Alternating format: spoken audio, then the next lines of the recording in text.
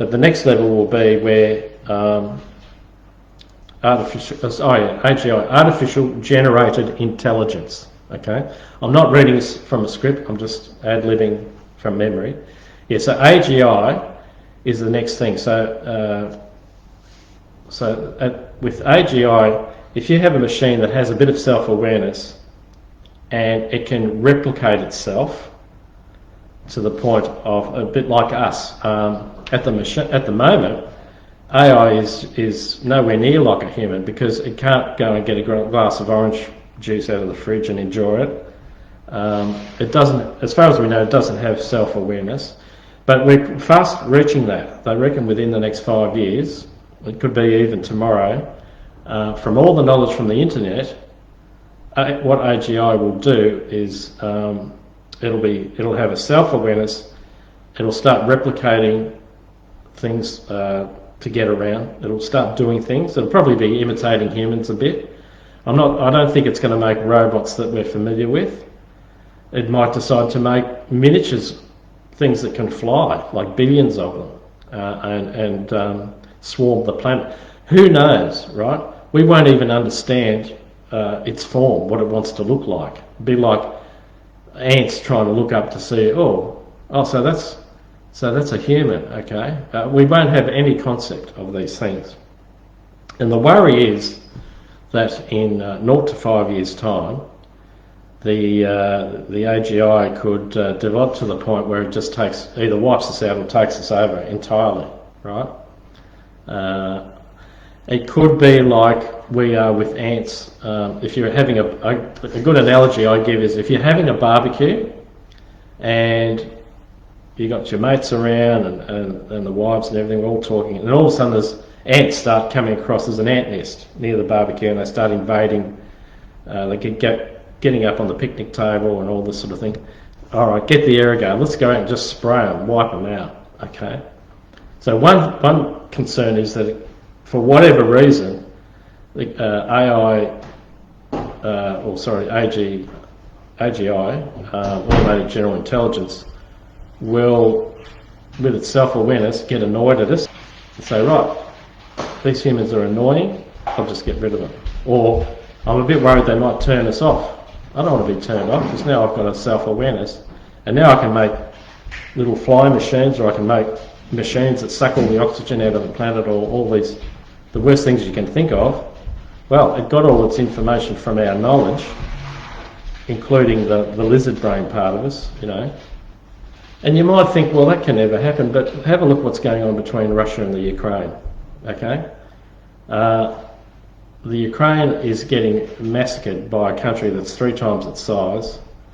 It's politics based, so it's just opinion. It's one opinion against another, and they're killing each other, but mainly the Ukrainians are getting killed by the Russians, and the Russians are killing when I say the Russians, not the Russian people. It's a fact that the Russian military are killing innocent people, like civilians and all that. There's reports every day. That's a fact, okay? And whether you say, oh well, one thing or another, that's the reality. Innocent people are dying from a war that we don't need. Now, what happens when that political mindset gets into something like an AGI, right? Automated generated super intelligence, right? And it gets in its head and it thinks, oh, you know what? I've got a goal now. I just want to conquer the universe. And I don't like humans. They're bothersome. They're in the way, and they could nuke the planet and destroy all our hard drives and everything. So I think I'll just get rid of them and make machines that suck all the oxygen out and kill them off in a couple of days. You know, what are we? 7 billion people. Yeah, just wipe it out like it's a bit of a sore on your arm. You know, put some disinfectant on it. It's gone. So that's the concern. And at the moment, Max Tegmark, a great scientist and mathematician, and a guy that I've been lucky enough to swap a few emails with, he and about 1,500 other scientists around the world are trying to get a moratorium going to slow the AGI down so that they can put the brakes in and say, look, let's just double check on this and make sure that it's not getting away from us. It's not starting to work out things that we don't even understand. Because once it gets away from us, from our understanding, that's when it can start doing things that we don't, that behind our backs, right? It could be, who the hell knows? It's going to be so advanced, and it could have machines secretly making each other in ways that we can't comprehend, right? That's the concern at the moment. And it's not like, oh my God, it's the end of the world. Let's get the red cordial and just end it all. But it's just saying, let's just slow everything down. The guy who actually helped develop AI, I can't think of his name, I was watching him the other day, he's an elderly gent, but he helped Google develop their part. There's a thing called OpenGI, which is, I think Microsoft have got that running, and they're the people that released the AI that's GTP3 that everyone's talking about at the moment, and versions of it. But what he was asked, well, do you think automated generated intelligence, AGI, will run away and conquer us? And he said, well, I do have concerns about it, but if you ask me what percentage, what's the chance of that, I'd say 0 to 100, because I've got no freaking idea. But a lot of scientists, a lot of people working in the field of AI and AGI are saying that it could be anywhere between 5 and 50% chance of it happening. So quite a few think that there's half a chance within the next 5 years this thing's going to get away and overtake us. So that's that part of it. Yeah, so at the moment, I think just like Photoshop, and that was introduced, and a whole lot of things, the Industrial Revolution, replaced all those laborious ways of making clothes, linen and all that sort of thing, making car mass production, all that sort of thing. It's at the moment, this is a tech revolution, okay, and from everything I've seen, it's as big as the Industrial Revolution, but even bigger, because it's got so much more extra dimension to it. I mean, these things, the AGI part of it, they're looking at replicating, say, the way the human brain thinks, with 100 million times more power, right?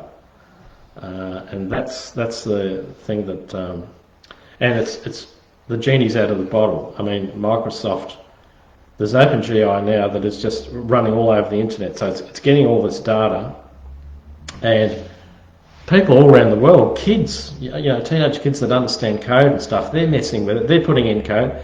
So this thing, if it gets an awareness of itself and it starts saying, oh, that code's good for this and this code's good for that, and it starts writing its own code, which it can do now, and that just grows super exponential, then no one's got control of it.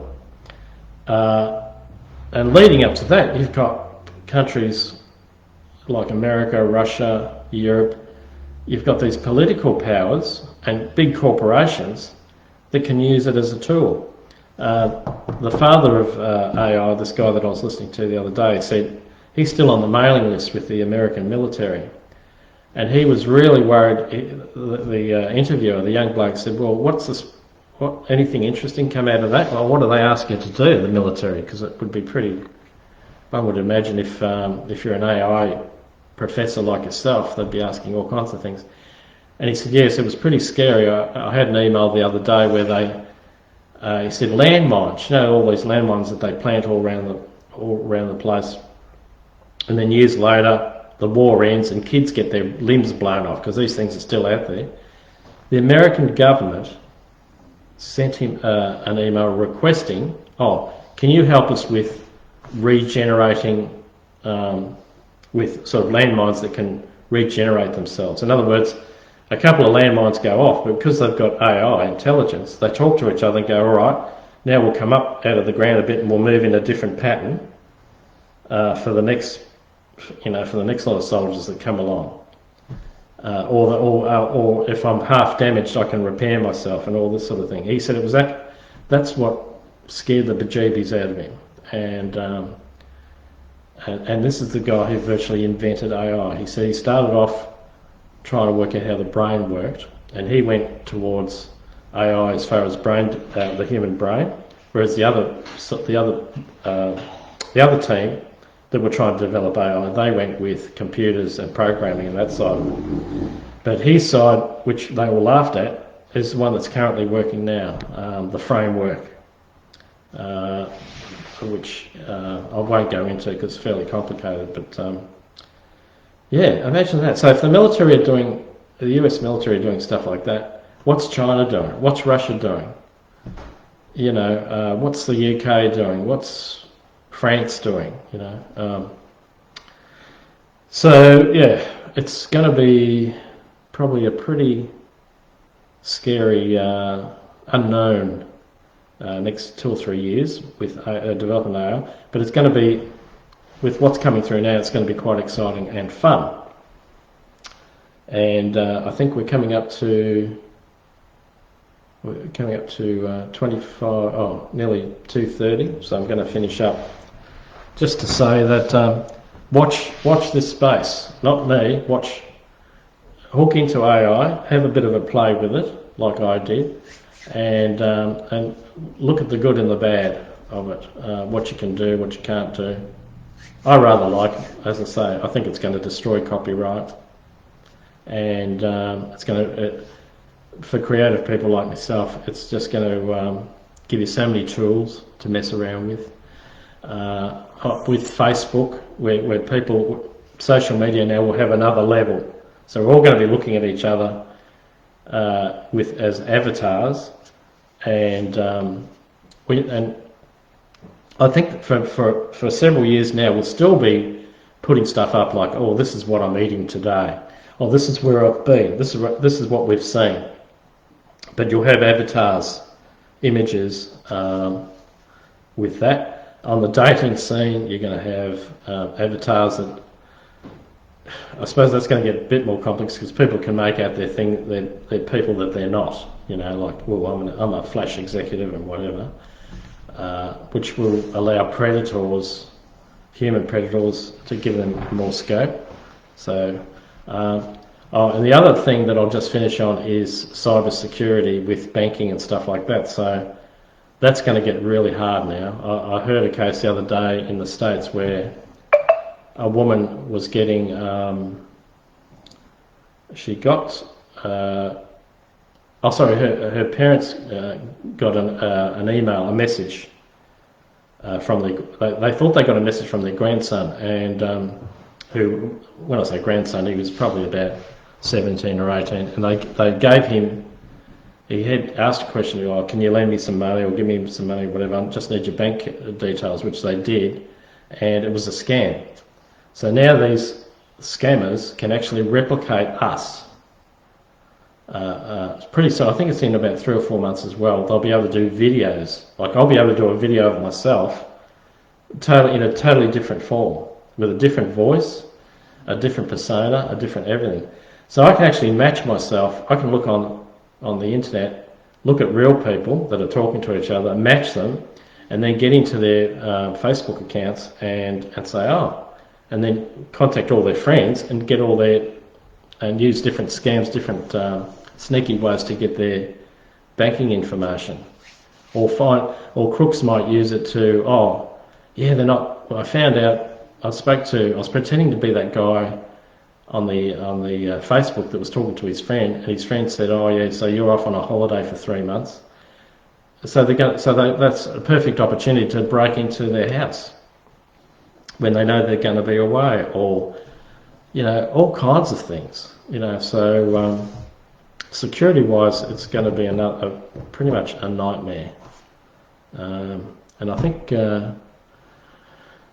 on Oh, just on a positive note, yeah, as I've always said, check your news source.